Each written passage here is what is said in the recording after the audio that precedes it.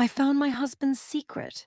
$300,000 in debt. The envelope sat on my kitchen counter like a bomb.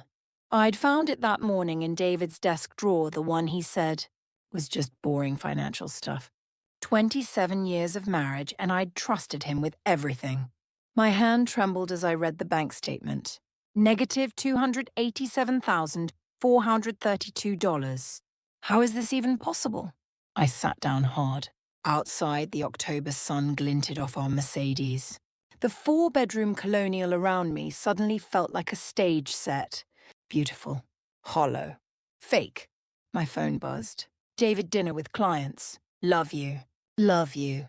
The words felt like ashes. I kept digging. Credit card statements. 12 cards, all maxed out. A second mortgage I never signed. Investment accounts empty. My old retirement fund from my dental hygienist days borrowed against. My signature forged. The timeline became clear. 10 years of lies. Tech stocks. Cryptocurrency. A friend's real estate scam. Every loss followed by more borrowing, more gambling, more desperation. I found emails to our daughter Emily. Don't worry about the wedding costs, sweetheart. We've got it covered. $23,000 we didn't have. At 3 a.m., I found the foreclosure notice. 90 days. Was I lying to myself too, I thought? All those times I never asked questions. All those years of comfortable ignorance. The woman in the dark window reflection was a stranger. 62 years old. No career.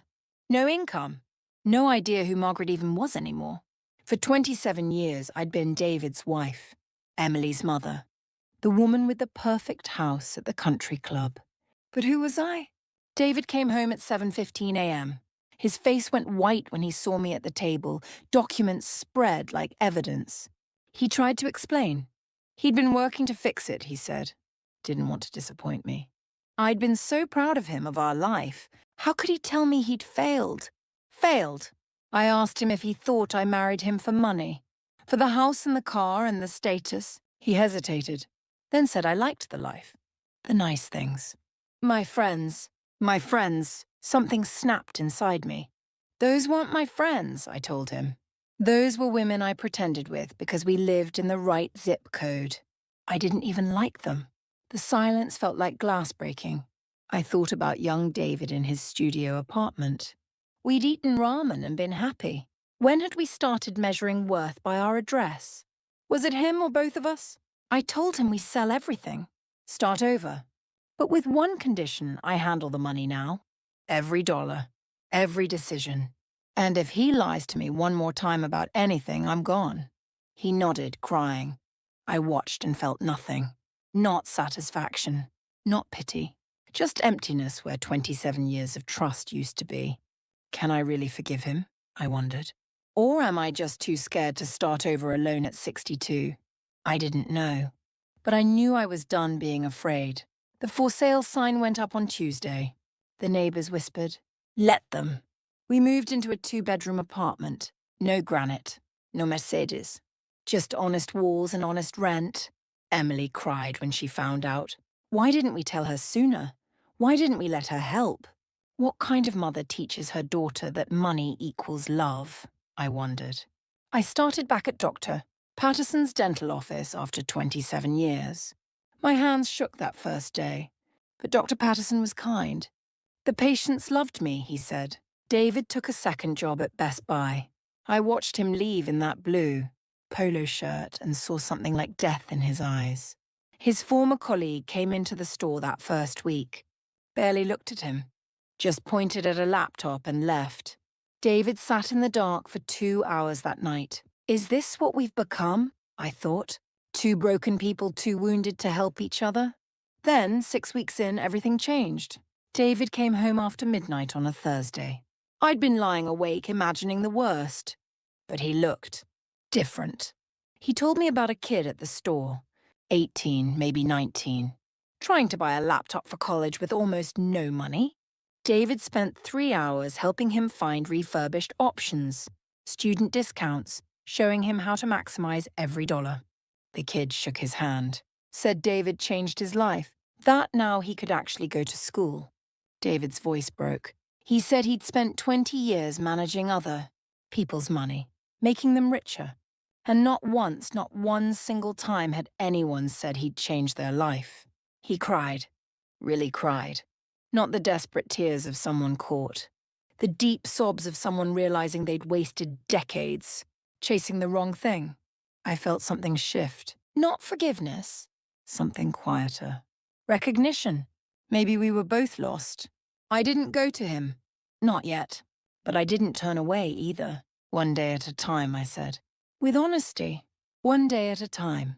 6 months later, I held my first full paycheck in our tiny kitchen. $2,847, barely enough after taxes and debt payments. But it was mine. David came through the door with takeout. $8 Chinese special, he said. Check the budget first. We ate at the small table, knees touching in the cramped space. He told me he got Employee of the Month at Best Buy. $15 gift card. Photo on the wall. His old partner from the firm came in yesterday, David said. Saw the photo. David wanted to die. But then a teenager approached. Said David had helped him last month. He got into his dream school because of the laptop setup David showed him. The kid brought a thank you card. David pulled out the crumpled card. Thank you for treating me like I mattered. You changed my life. I made more money in one day at the firm than I make in a month. At Best Buy, David whispered. But I never changed anyone's life. Something shifted in my chest. Understanding. Do you miss it? I asked. The old life? David looked around our cramped apartment. I miss not worrying about money. But this? Us? This is the first time in 10 years I'm not lying. Me too, I admitted. I was lying too. About who I was. What I wanted. My phone buzzed. Emily. Dinner this weekend? Want to hear Mom's work stories. Emily called more now. Visited more. Real conversations. That night, lying in bed, David reached for my hand in the darkness. Do you think you'll ever really forgive me? He asked. I thought about it. Honest answer. I don't know. Some days are easier than others. That's fair. But David, I squeezed his hand. I forgive myself. For never asking questions. For being comfortable not knowing. For caring more about what people thought than what was true. We built that life together, I said. The real one and the fake one. One day at a time, David whispered. One day at a time. And for the first time in 27 years, I meant it. Looking around our small apartment, the second-hand furniture, the thin walls, the honest bills, I felt something I hadn't felt in decades. Peace. Strange how light you feel when you stop carrying lies. In ancient Greece, a philosopher named Diogenes owned nothing. No house. No money. Only a cloak and a bowl. He lived in a clay jar in the marketplace. One day, Alexander the Great, the most powerful man in the world, visited him. I am Alexander the Great, he announced. Ask me for anything. Diogenes looked up from the sun. Yes. Step aside. You're blocking my sunlight. Alexander's guards gasped. But Alexander laughed. Later he said, if I were not Alexander, I would wish to be Diogenes. Why? Because Diogenes understood what Margaret learned at 62. The richest person isn't the one who has the most. It's the one who needs the least. Diogenes walked through Athens carrying a lantern in daylight, searching for an honest man. He never found one. In a city obsessed with wealth and status, honesty was the rarest treasure. Margaret's story is ancient wisdom in modern dress. David with his secrets, Margaret with her willful blindness, both trapped by the same lie. That worth is measured by what we own, not who we are. The Stoics taught that we suffer not from events, but from our judgments about them. Margaret didn't suffer from having less money. She suffered from believing less money meant less worth. When she released that belief, when she stepped into her own sunlight, she discovered what Diogenes knew. Freedom isn't having everything you want. It's wanting nothing that isn't real. Ask yourself today. What am I pretending not to know? What would I do if money didn't define me? Who would I be if no one was watching? These aren't comfortable questions. They weren't for Margaret. They weren't for Diogenes. But they're the only questions that set us free. Because the price of everything is the cost of lying to yourself, and the value of nothing of having nothing. But truth is worth more than all the granite countertops in the world. Diogenes threw away his bowl when he saw a child drinking from cupped hands. I have been outdone in simplicity, he said. Margaret threw away her Mercedes, her 4-bedroom house, her carefully constructed life, and in that cramped apartment with its thin walls and honest bills, she found what she'd been searching for all along. Herself. Not David's wife. Not the woman with the perfect house. Just Margaret. And that was always enough. He has the most who is content with the least. Diogenes, what are you holding on to that's keeping you from your sunlight? Don't forget to share this with the people you care about. Please subscribe me and see you again.